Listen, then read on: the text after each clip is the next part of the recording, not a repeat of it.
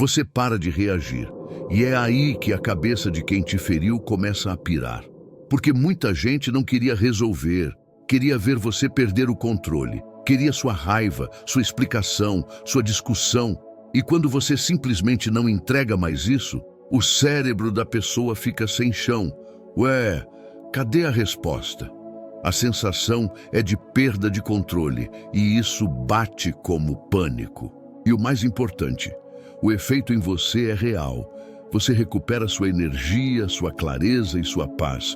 Você para de viver em modo defesa, para de alimentar jogo emocional e começa a enxergar tudo com mais lucidez.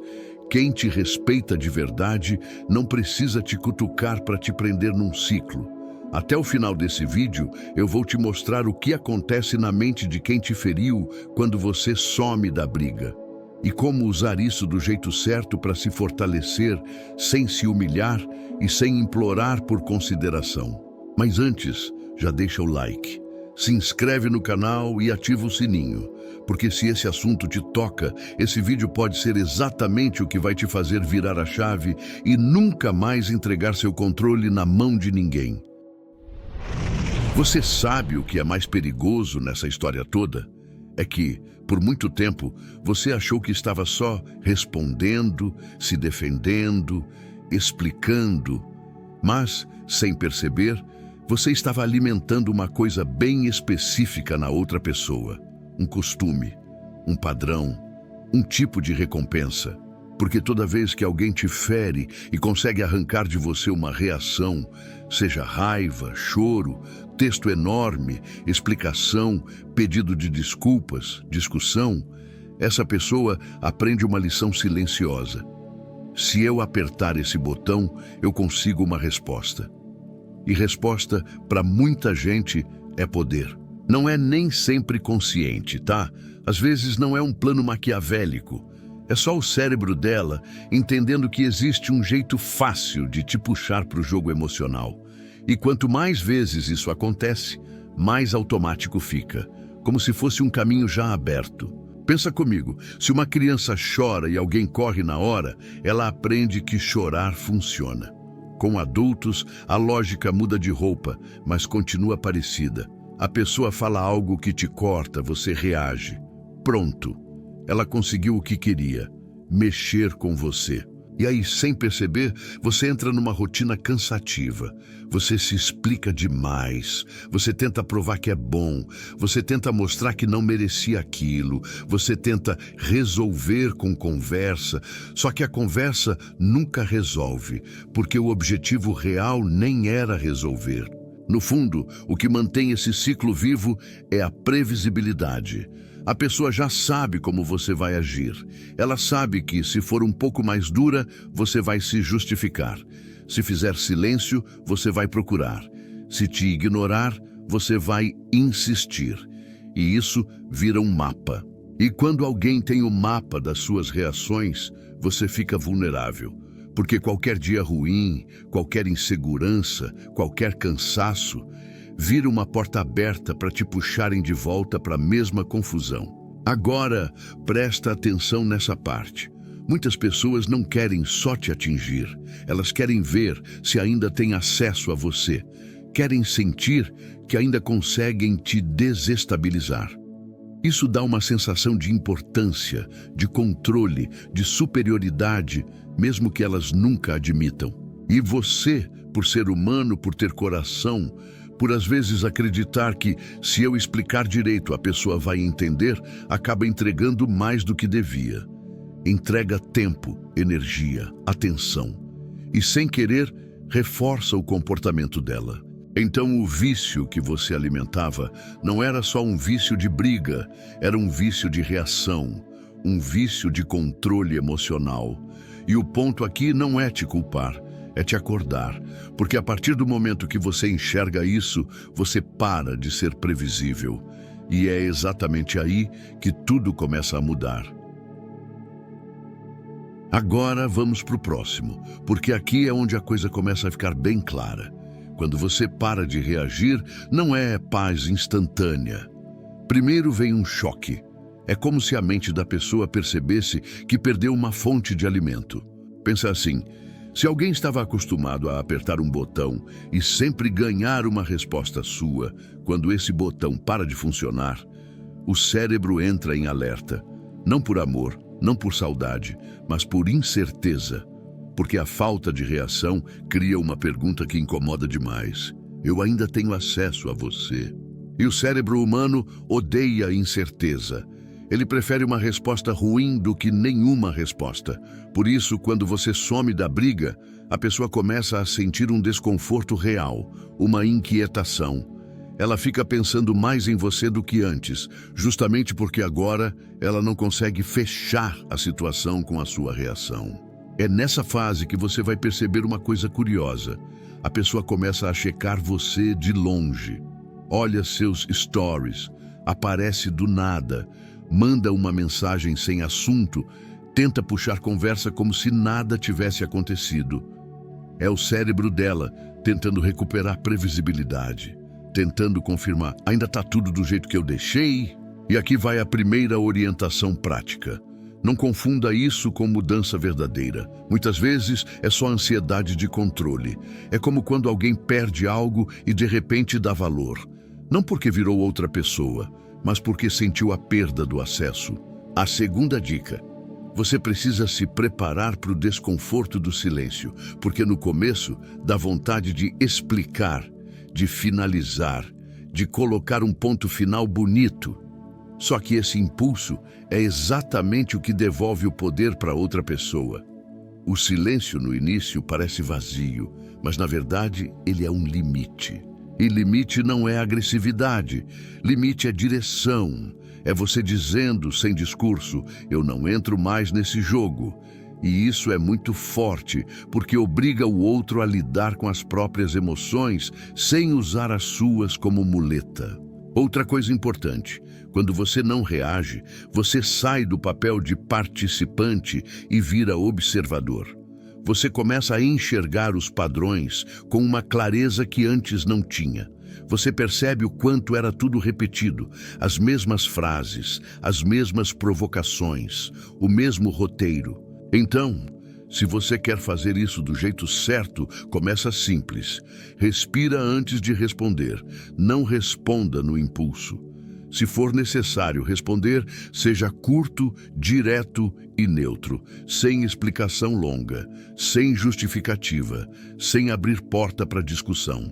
Porque o que muda o jogo não é você sumir para sempre, é você parar de alimentar. E quando você para de alimentar, o cérebro de quem te feriu sente, e sente forte. No próximo tópico, eu vou te mostrar o que acontece logo depois desse alerta, quando a incerteza vira pânico e a pessoa começa a tentar recuperar controle de formas bem previsíveis. Agora entra a parte que muita gente confunde, e é aqui que você precisa estar atento. Quando você para de reagir, a pessoa pode até parecer calma por fora, mas por dentro começa um tipo de inquietação que não tem nada a ver com saudade bonita. É medo de perder o controle da situação. Porque, por mais estranho que pareça, a sua reação sempre foi uma prova de vida para o ego dela. Era como se você confirmasse: ok, ainda te levo a sério, ainda te dou importância, ainda entro no seu jogo. Quando isso some, a mente dela começa a pensar: e se eu não conseguir mais mexer com ele? E se eu perdi meu espaço? E aqui vai um detalhe importante. Pânico emocional não parece pânico de filme. Muitas vezes parece curiosidade. A pessoa aparece com um oi sumido, manda meme, pergunta algo bobo, comenta uma foto, tudo com uma intenção escondida. Testar se você ainda responde como antes. Então, primeira orientação: não se deixe enganar pelo tom leve. Não é o oi que importa, é o padrão.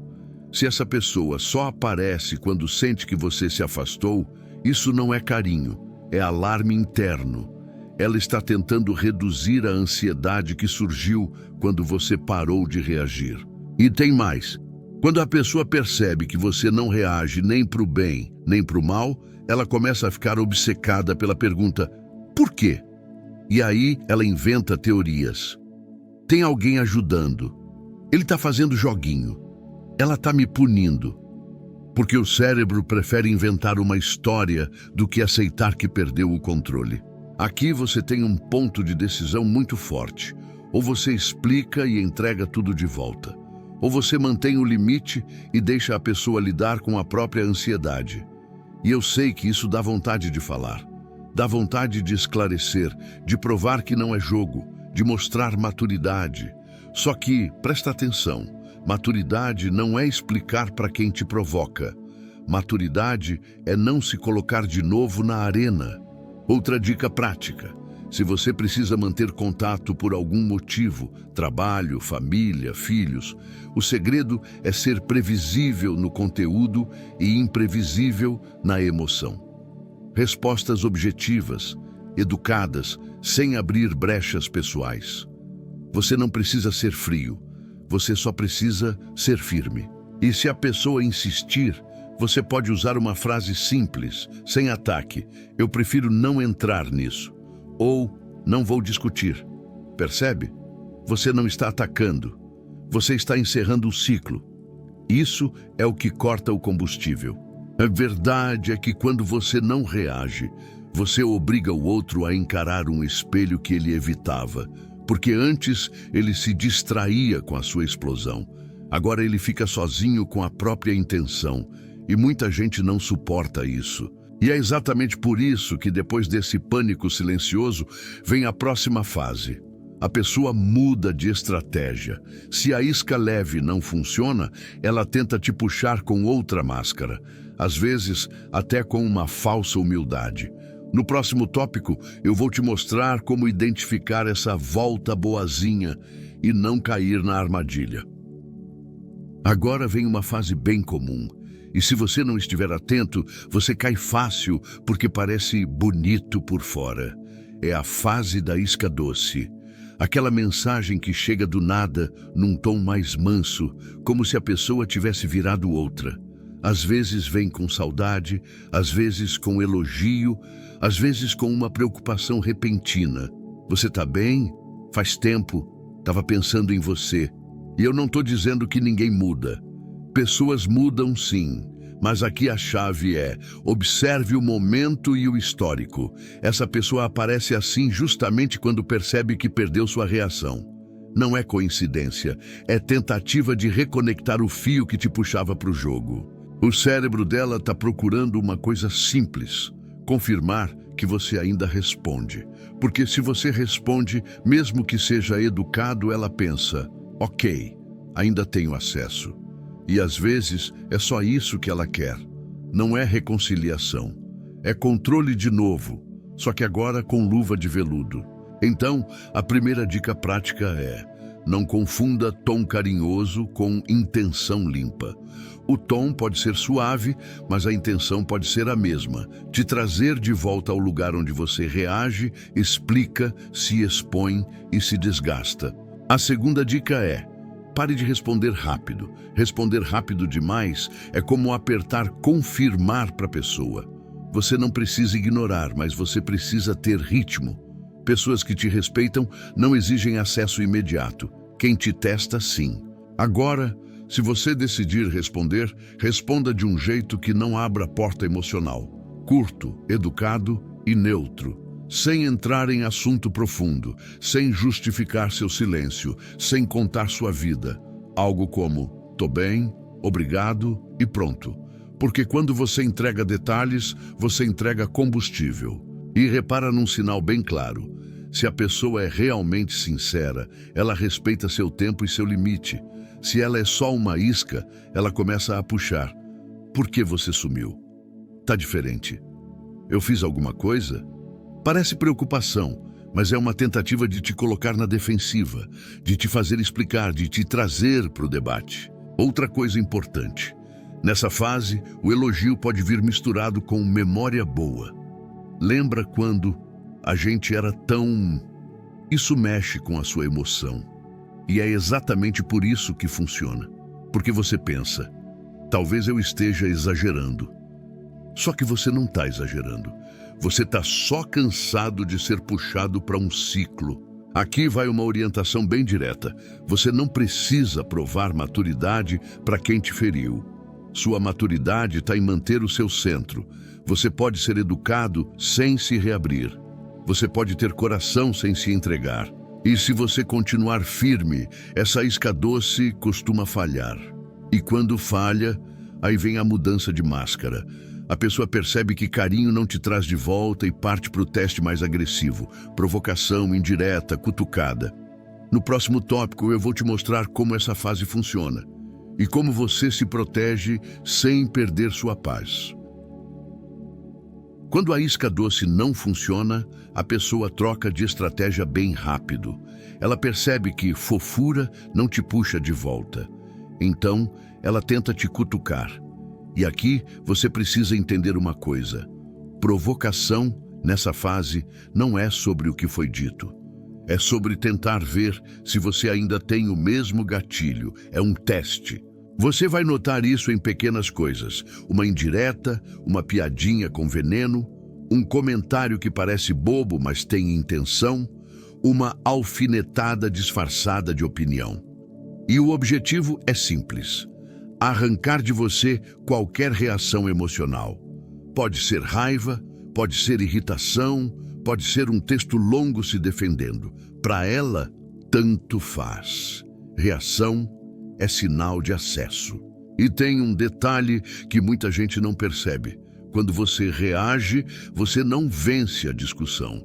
Você só confirma o padrão.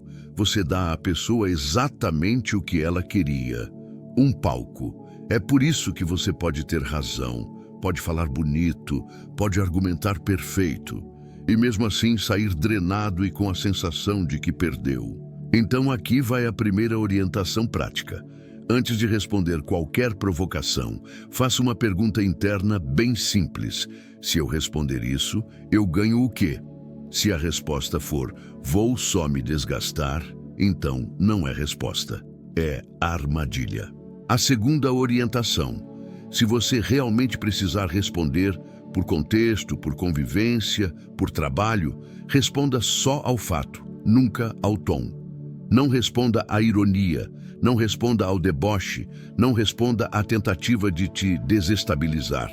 Responda como quem está resolvendo um assunto e pronto. Isso corta o efeito. Outra dica que funciona muito: demore. Provocação se alimenta de impulso. Quando você responde na hora, você vira previsível. Quando você respira, espera e responde curto ou nem responde, você vira imprevisível. E imprevisibilidade é exatamente o que faz a mente da pessoa perder o controle. E aqui eu vou ser bem direto com você. Não tente ensinar essa pessoa a te respeitar através de discussão. Discussão vira entretenimento para quem gosta de te ver reagindo. O respeito, nesse caso, vem quando você demonstra que não tem mais botão exposto. Se a provocação virar insistência, você pode usar uma frase que encerra sem agressividade. Não vou entrar nisso. Ou, se for para conversar com respeito, ok. Se não, eu encerro por aqui. Percebe? Você não está atacando. Você está definindo regra. E sabe o que acontece quando isso não funciona?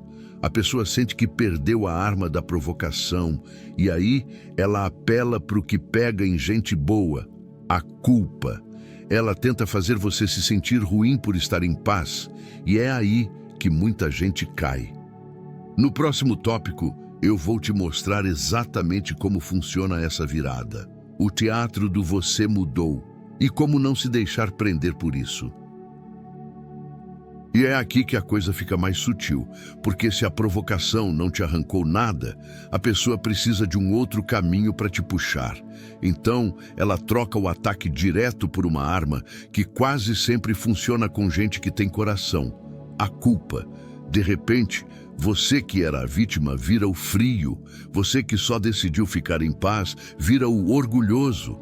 E ela começa a empurrar uma narrativa que parece lógica, mas é só uma tentativa de te colocar de volta no lugar antigo. Você vai ouvir frases do tipo: nossa, você tá diferente. Tá se achando agora? Virou outra pessoa. Eu nem te reconheço. Presta atenção. Isso não é curiosidade genuína, é pressão emocional. A intenção é te fazer provar que você ainda é acessível, que você ainda se importa o suficiente para explicar, para se justificar, para se defender.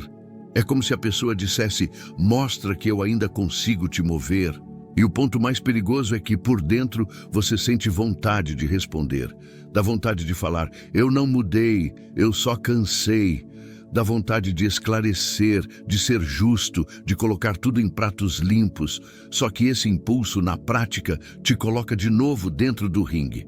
Você volta a jogar o jogo que te desgastava, só que agora com um nome bonito: conversa madura. Aqui vai uma orientação que salva muita gente. Você não precisa se explicar para quem usa sua explicação como munição. Quem quer resolver, conversa para construir. Quem quer te prender, conversa para te confundir. Então, quando vier esse "você mudou", a sua postura precisa ser simples e firme. Eu estou em paz, só isso. Sem aula, sem dissertação, sem lista de motivos. Outra coisa que aparece muito nessa fase é a inversão completa. A pessoa fere, provoca, manipula, e quando você para de reagir, ela se coloca como abandonada, rejeitada, injustiçada. É o famoso "eu que estou sofrendo", e aqui você tem que ser inteligente. Compaixão não pode virar permissão.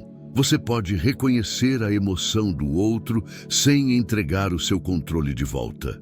Se você tiver que responder, faça isso como quem coloca um limite com calma. Eu não quero discutir. Eu prefiro manter distância. Eu só não aceito esse tipo de conversa. Percebe a diferença? Você não está chamando a pessoa de manipuladora, nem reabrindo o passado. Você só está dizendo qual é a regra daqui para frente. E tem um sinal que denuncia tudo. Quando você não compra a culpa, a pessoa fica irritada. Se fosse preocupação real, ela respeitaria. Mas quando é controle, ela insiste, pressiona, muda o tom, tenta te encurralar. Porque a culpa para ela não era um pedido de reconexão, era um atalho para te fazer voltar a reagir. Nesse ponto, você já começa a entender o mapa. Carinho não funcionou, provocação não funcionou, culpa não funcionou.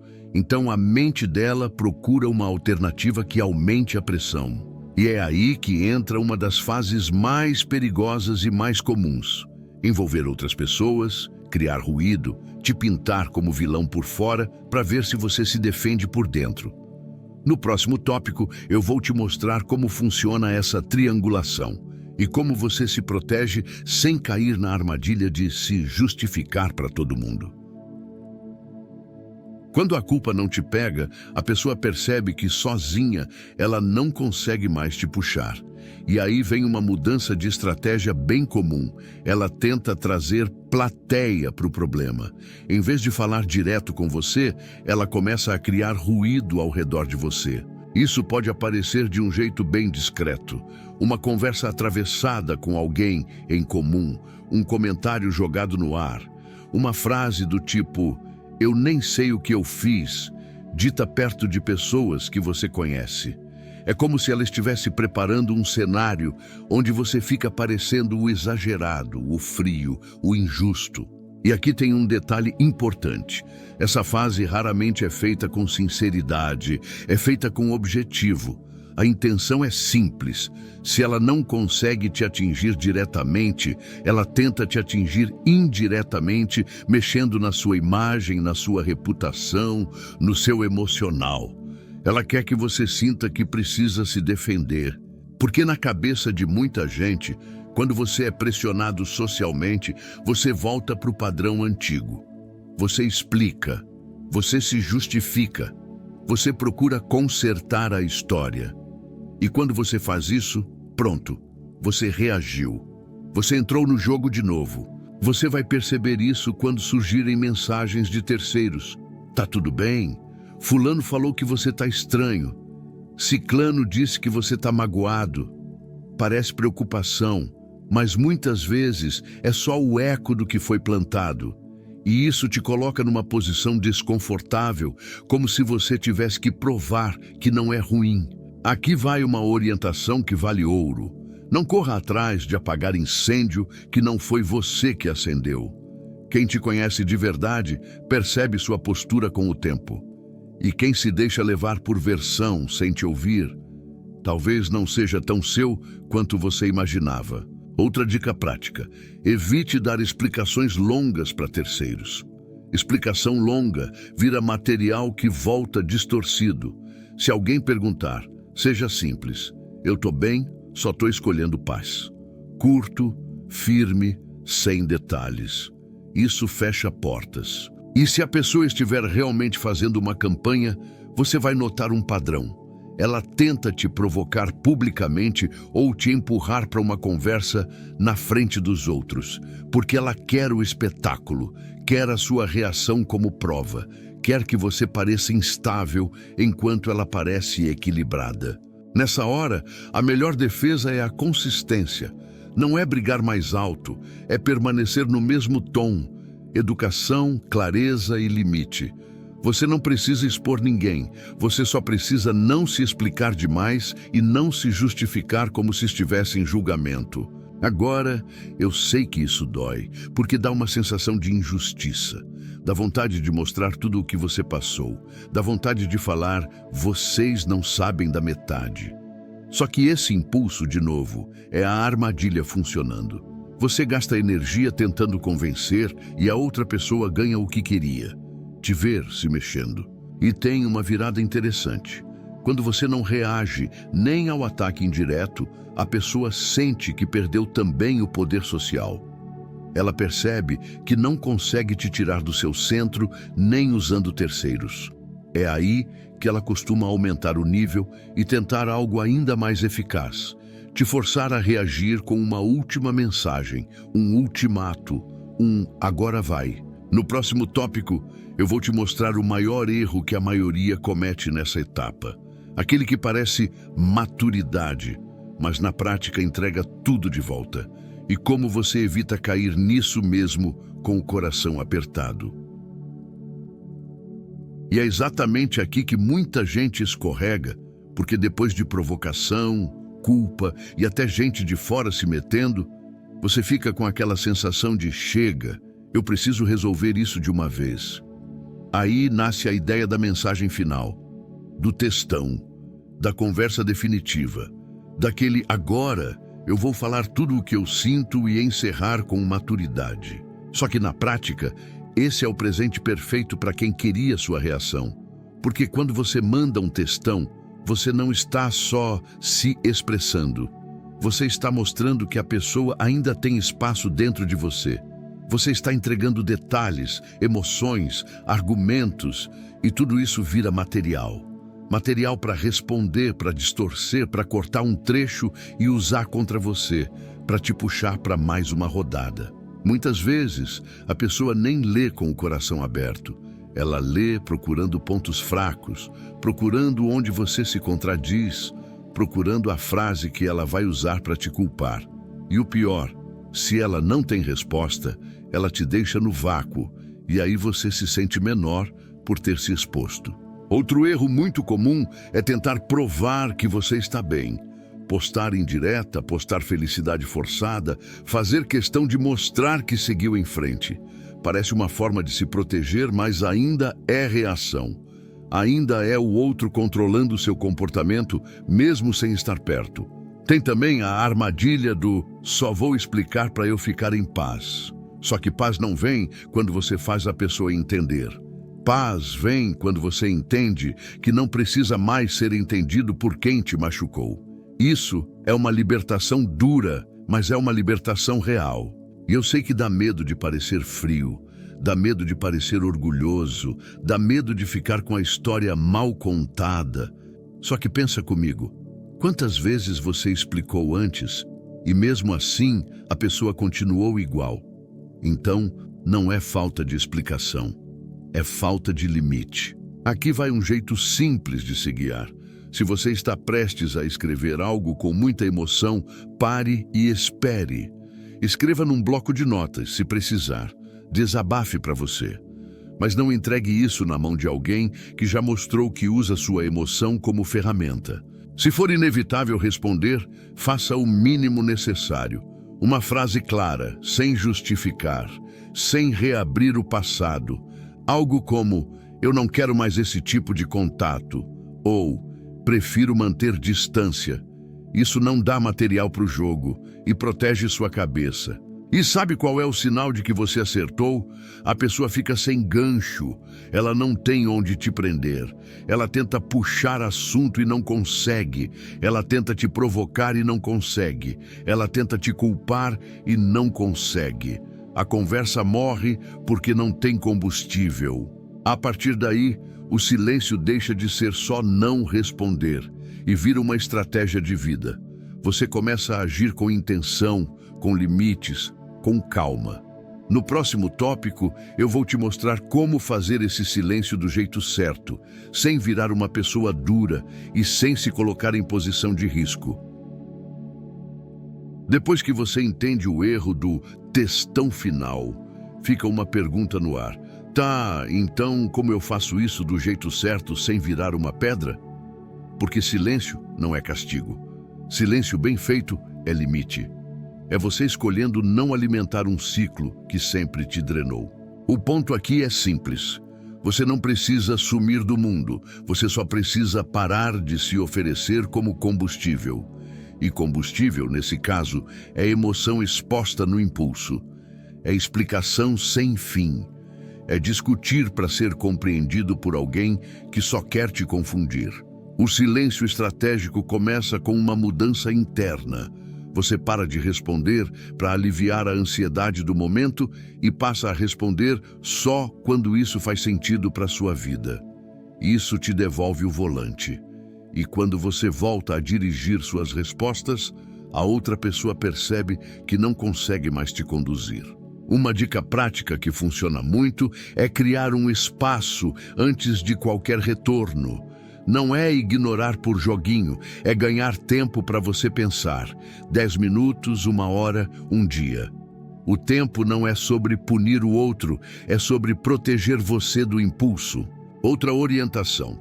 Quando for inevitável falar, trabalho, família, convivência, seja previsível no conteúdo e neutro na energia. Respostas curtas, diretas, educadas. Sem ironia, sem indireta, sem agressividade. Você trata como assunto, não como drama. Isso desmonta quem queria uma reação emocional. E aqui entra uma habilidade que pouca gente pratica, dizer não sem fazer discurso. Você não precisa convencer ninguém do seu limite, você só precisa colocá-lo. Não quero discutir, não vou entrar nesse assunto. Prefiro manter assim. Simples. Quanto mais simples, menos brecha. Tem também um detalhe importante. Silêncio estratégico não significa aceitar desrespeito calado. Significa escolher a resposta que te fortalece. Às vezes, a melhor resposta é sair da conversa. Às vezes, é encerrar com uma frase curta. Às vezes, é bloquear. Você não precisa aguentar para provar que é forte. E se você estiver com medo de parecer frio, guarda isso. Maturidade é ser firme sem perder a educação. Você pode ser uma pessoa boa e ainda assim não permitir acesso a quem te machuca. Bondade sem limite vira permissão. Quando você mantém essa postura por um tempo, acontece algo muito curioso. A pessoa começa a te ler menos. Ela já não sabe o que esperar. E isso é libertador, porque você deixa de ser previsível. Você deixa de ser manipulável. Você vira alguém que escolhe, não alguém que reage. E é aí que o jogo muda de verdade. Porque depois de algumas tentativas frustradas, a mente da pessoa chega num ponto decisivo. Ou ela respeita seu novo lugar, ou ela se desespera por perceber que você não volta mais. No próximo tópico, eu vou te mostrar essa virada final. O momento em que o cérebro de quem te feriu entende que perdeu o acesso e o que isso provoca no comportamento dela. Chega um momento em que a pessoa entende, não por palavras, mas por repetição. Você não vai mais entregar o que entregava. Não é que você sumiu, Não é que você virou outra pessoa do nada, é que você parou de se colocar disponível para o mesmo ciclo. E quando isso se confirma, a mente dela finalmente aceita uma coisa difícil. O acesso acabou. E é aqui que acontece a virada mais forte, porque enquanto existia a chance de te puxar de volta, ela insistia. Mas quando o cérebro percebe que não tem mais resposta para coletar, ele precisa encontrar outra forma de lidar com o vazio que ficou. Alguns respeitam, outros se revoltam, e essa diferença diz muito sobre quem essa pessoa é. Quem tem algum nível de maturidade começa a te olhar de outro jeito. Não porque virou santo, mas porque entendeu que você não é mais mexível. Você vira alguém que tem limite. E limite no mundo real muda a forma como as pessoas te tratam. É como se a sua postura ensinasse, sem discurso, onde termina o território delas e onde começa o seu. Já quem vive de controle reage de forma oposta, tenta te desvalorizar, pode te chamar de frio, arrogante, ingrato, cheio de si. Pode fingir que não liga, pode tentar te substituir rápido, fazer cena, mostrar que seguiu em frente. Só que quase sempre isso é barulho por fora e inquietação por dentro, porque o que incomoda não é a sua ausência, é a perda de domínio. E tem um detalhe que muita gente sente na prática. Quando você não volta, a pessoa começa a te observar mais. Ela fica mais atenta aos seus movimentos. Às vezes, até demonstra um respeito que nunca teve. Não porque ficou boazinha, mas porque percebeu que não consegue mais te dobrar. É o tipo de respeito que nasce do limite, não da conversa. Ao mesmo tempo, é comum aparecerem tentativas finalíssimas de te puxar. Uma mensagem inesperada em horário estranho. Um assunto que parece urgente, uma nostalgia repentina. Às vezes até um pedido de desculpas que parece perfeito. E aqui você precisa manter a lucidez. Não é o texto bonito que prova a mudança, é o comportamento consistente com o tempo. Nessa etapa, a melhor coisa que você faz por você é não ficar fiscalizando o que a pessoa sente. Porque o objetivo não é fazer o outro sofrer. O objetivo é você parar de sofrer. É você parar de viver refém de reações, de gatilhos, de justificativas, de ansiedade. Você saiu do lugar onde te manipulavam. E sabe qual é o sinal mais claro de que você venceu por dentro? Você para de precisar de prova de que a pessoa está em pânico. Você não precisa ver arrependimento, não precisa ver mensagem, não precisa ver nada. Você só sente leveza. Você volta a ter foco. Você volta a dormir com a mente mais limpa. Você volta a se respeitar. A partir daqui, o que te protege é consistência. Não é uma atitude isolada, é um novo padrão de vida. Você mantém sua postura, escolhe suas respostas e não negocia sua paz por nostalgia, medo ou culpa. Quem merece, se adapta. Quem não merece, se afasta. E o mais importante, quando você sustenta isso, você não só muda a relação com essa pessoa, você muda a forma como qualquer pessoa passa a te tratar. Porque a energia do eu reajo a tudo vai embora e entra a energia do eu escolho. E isso é um divisor de águas. Chega um momento em que você percebe que não era sobre dar o troco, nem sobre fazer alguém sofrer. Era sobre você se recuperar. Era sobre parar de viver refém do humor de quem te feriu. E se você entendeu isso hoje, mesmo que ainda doa, você já está alguns passos à frente, porque a maioria das pessoas passa a vida inteira entregando reação, energia e dignidade para quem não merece nem a presença delas. Então eu quero te pedir uma coisa bem direta agora. Comenta aqui embaixo, eu escolho minha paz. Escreve isso como um compromisso com você mesmo. Porque quando você comenta, você assume publicamente,